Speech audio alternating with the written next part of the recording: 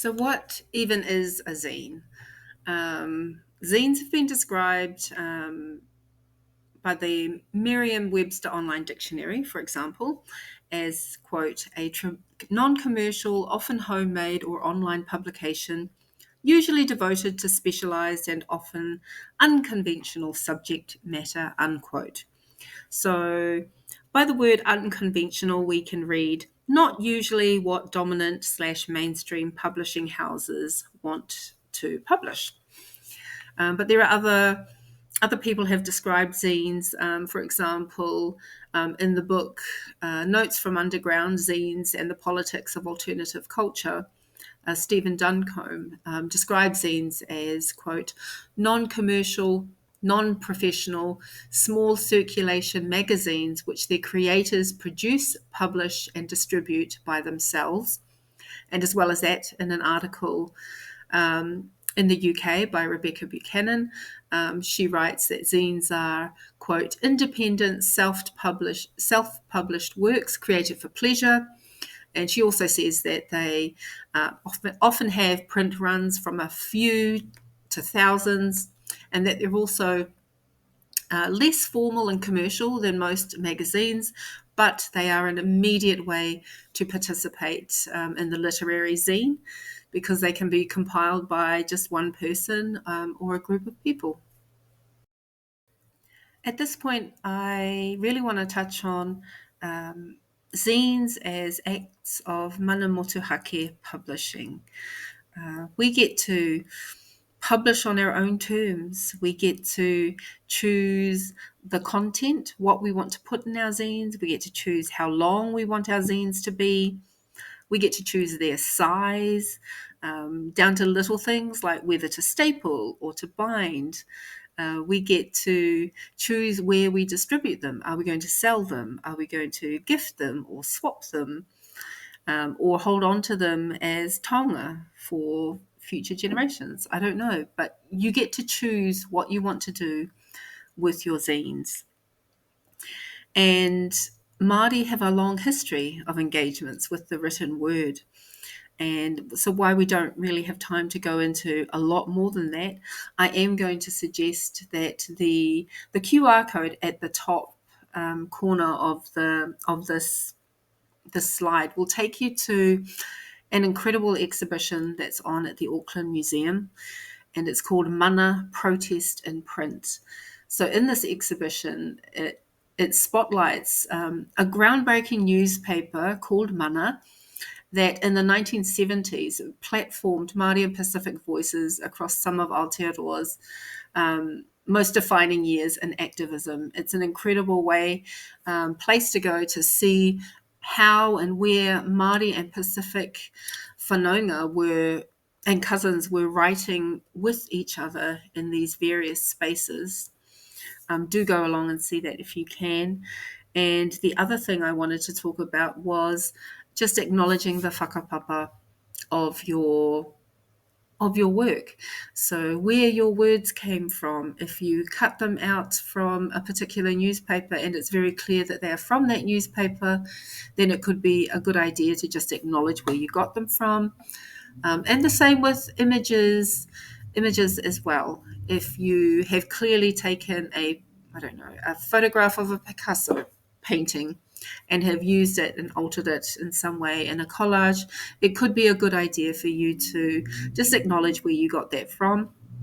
And saying that oftentimes with collage in particular, it's often very unclear where words and things came from. And I would suggest that if it's so super unclear where things came from, then you could perhaps just say that they came from a variety of sources or from a particular workshop that you created the zine in, for instance. But really acknowledging the whakapapa of your work is super important.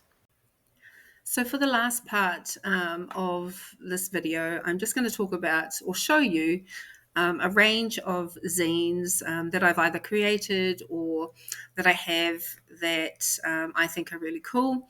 And then at the end of that, we'll just talk a little bit about how you can be part of our very first Te Wānua Aotearoa a Poetry Month Wānanga Styles zine for 2025. So this is an A3 master copy of a zine that I made earlier this year. It's called Hine Tita Man Hine Nui Te Po, The First Light and the Night. And most of the kupu in it were taken from Atua Wahine, The Ancient Wisdom of Māori Goddesses by Hana Tapiata. So in some places I have cut out parts of the book. It was a damaged book, so therefore we were able to use things. I've also used bits and pieces from Whare Hautatu, including, if I turn this around, so we've got some little tags that I found, and also some crosses that just looked really cute. And with a one-page zine, you can find many of these. You can find a lot of templates online, so I won't be providing any here. They are really easy to come by these days.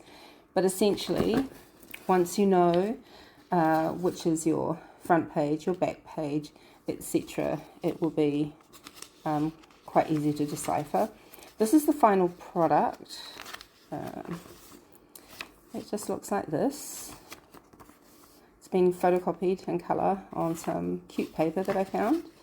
And if you open it up, you'll be able to see that it's essentially one piece of A3 paper that has been folded and then cut out, so that once you, like that, you can turn it into a little zine. So I think that's one of the easiest zines to make and to produce. You do not need to have like lots of things. I just like to glue lots of bits onto one piece of paper, and then I've got my master copy and I can photocopy it. Also good to note that even 3D things like the crosses that I found at Whare Hautatu, they still come out okay. Here are a few of my favourite zines that I would just like to share with you. The first one is this small zine called The Way I Will Love You by Nadia Solomon.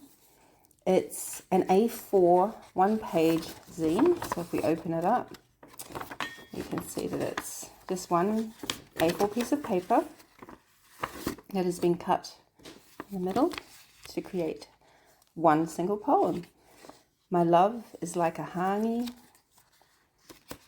warm and earthy.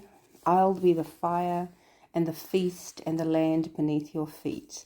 And what I love about this poem is not just that it's a single poem in itself, but it has all these beautiful, cute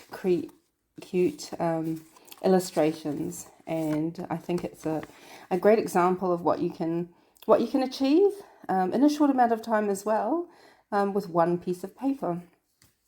This particular zine as well, called Precious by Stephanie Christie, is another example of combining words with illustrations and watercolors. I love the fragmentary nature of this particular zine, the way it kind of weaves words with illustrations, and it does so on its own terms. I also love that it's just a single piece of wool that has been bound together with two small cuts at the edge of the cardboard. So another way to create a zine. This zine, Minimum Wage Slaves by David Merritt, who is a prolific zine maker here in Aotearoa, and it has been made but with a piece of card, and a poem has been pasted, an A3 page poem has been pasted and folded to make one zine. So you don't actually need to sew or bind your zines with anything other than a bit of glue, if that's what you want. And this zine here is a lino print zine, which has been just bound together by a couple of holes, and a bit of string, and you don't need to write anything in your zines.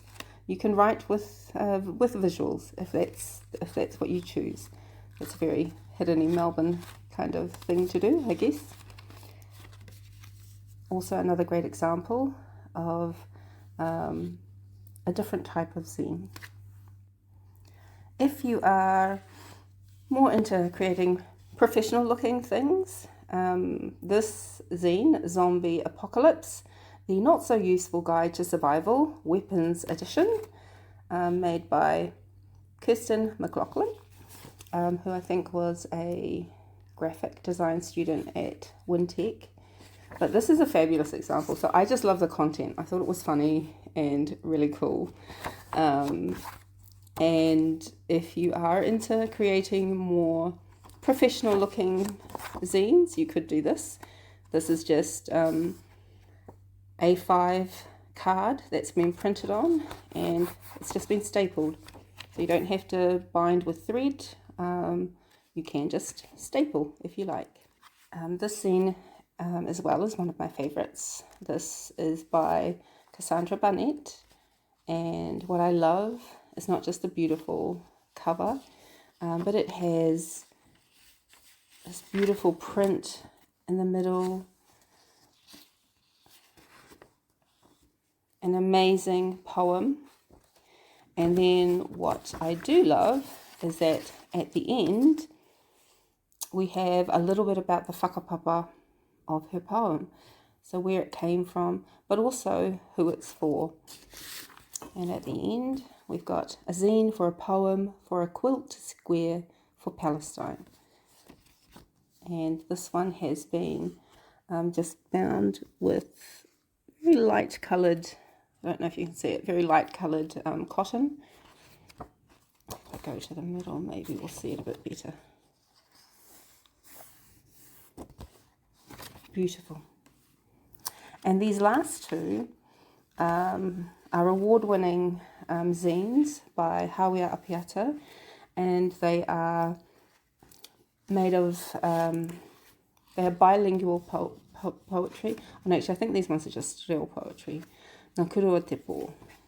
So we have these beautiful poems on harakeke paper with muka, and I think the muka was created by Rangihuri here, Donald, I think. But look at these, look at this, it's just incredible. Even has its own ISBN number, which is not difficult to order from the National Library. So we have this zine, and this is last year's award-winning zine, Taku Arero Māori E. Also incredibly beautiful. Every single one of these letters was hand stenciled last year. And there are a mix of bought stamps and custom design stamps. So that was a custom stamp. And so was this one, I believe. Beautiful. So this is the zine Wahine that I made last year, and on the back of it I talk about the zine, this indigizine of poetry and art, celebrates my life as a wahine Māori writer, scholar, artist, whanaunga, ringatoi and general hautatu creative. As well as that, I've listed some of the whakapapa of the things in this piece, so where one of the poems was published, where a couple of things were published, and also indicating that I did not write one of the stanzas. Otherwise, the art and words are mine. I like to repurpose as many things as I can, including bits of fabric. I always seem to have lots of fabric.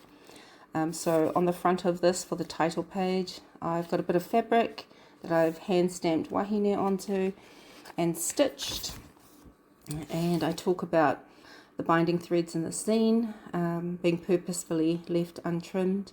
They symbolise the ways in which other wahine take up threads of our mahi and weave our universe back together by resisting and undoing harm created by Judeo-Christian patriarchal narratives that continue to influence our lives. So this zine is dedicated to those wahine who do this. And it's just made up of a few poems, images, again, talking about where the photo came from. And this was an Instagram poem that I just decided to create. I cut out the words from an Instagram post and just kind of put it together because I could. And then there are just a few more images and poetry and things. But the middle of the poem has been machine sewn as well.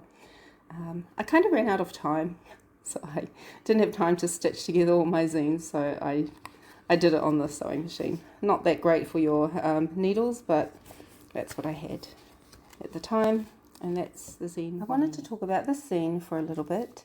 So this zine is called Tūroapo Dreams, a collaborative matariki zine, and on the back you can see that it was created on the 18th of June at Wharehautatu during a zine workshop that was facilitated by myself and Hawea Apiata. And it speaks to the visions, dreams, hopes, wishes and desires that we have for our whānau and ourselves as we head into the 2025 Matariki celebrations. And these are all the contributors, and all of the words and art and images belong to each of the creators. But what we did was we created, all of us created a single page. So this is, and you could use, it was a mix of collage, words, found things. It didn't really matter. It was however you wanted to talk about or represent matariki in your life, you got to do it. So there's one example. This was my example, Kōwai Aho, and you can barely see the actual poem that I pasted there. So this is the original, and it's kind of interesting to see how kind of blurry the words came out, because of course I was using 3D blocks, but also I kind of like it. So sometimes these weird kind of strange little mistakes, it's sort of what makes the zine or your page or your collage, kind of makes it really special. So I love that. Here's another page here. This was created from all natural kind of things. I think even this bit here was made of dirt. The person literally went outside and grabbed dirt and glued dirt onto the page. These two were made by, I think these were Hawia's ones, and they included a lino cut, as well as some other words and a mix of images, as there are here. They're just beautiful. Look at these. Amazing, incredible. Oh, and then we finished. There was light on the waters and land in the light. So well, we've reached the end of Poetry Month, Wānanga Styles. And I do want to say a few thank yous. First of all, to Manawa Haukura and to Wānanga Aotearoa for helping to bring this into fruition, and also to Te Aho Fairhill and Te Mihinga Kōmene for facilitating our Reo Māori session, and also to Heidi Simon for organising all of the behind-the-scenes things that meant that we could gather here on Fridays, on every Friday during the month of August in 2025. So in celebration of our inaugural Poetry Month, and to also thank those of you who participated, we are creating our very first Poetry Month zine. And if you wish to submit, just please email Heidi the following things. So, an A5 page of your poem with any visual embellishments that you like, and also your home address that we can send you 2 copies of our collective zine. And for those of you who live in Kirikiriroa, you may be asked to come and help to sew some of the zines together. But all I can say is thank you so much for joining me this month, and on behalf of Tiaho and Heidi and Te Mihinga as well. Ngā mihi kia koutou katoa. It's been an absolute pleasure.